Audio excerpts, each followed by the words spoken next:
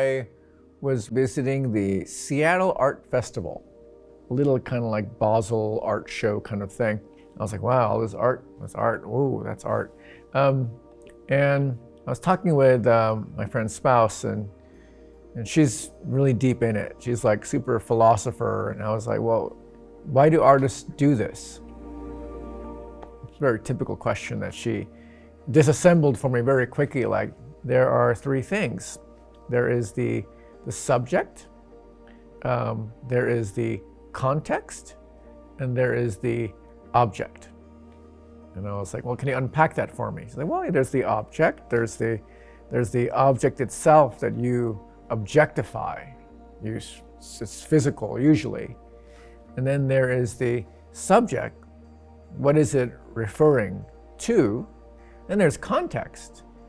And context depends upon what year, where it is, what's around it, it changes it. So I like this framing because it helped me understand that, why is it that when you ask an artist, hey, can you draw me something? They're offended by it. It's like, oh, I'm not about the object. The object wasn't the whole point.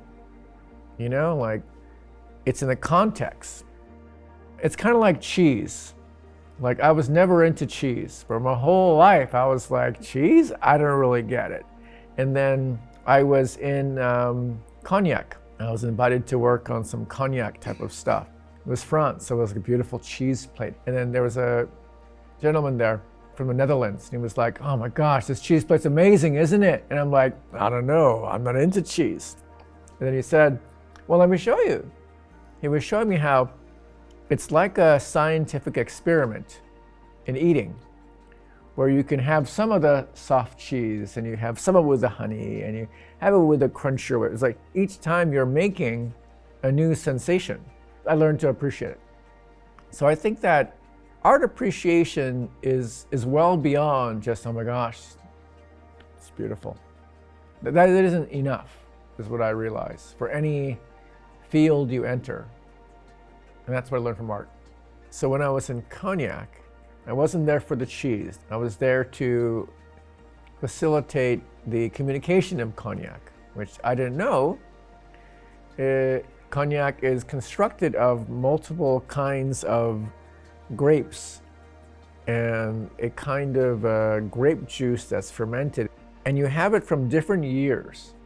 And there are these people who specialize in the ability to mix different years to come up with the same flavor of blends. They're called blend masters or something like that. And each year, each region tastes differently. But they are very good at distilling the end samples that, in the right concentration, that produce the taste that you're used to for Cognac. It's a blend. And I think about how it's a good way to think about AI, because this new kind of AI is all about data, and it's in different blends. If you have too much of this year, it has a bias towards that year.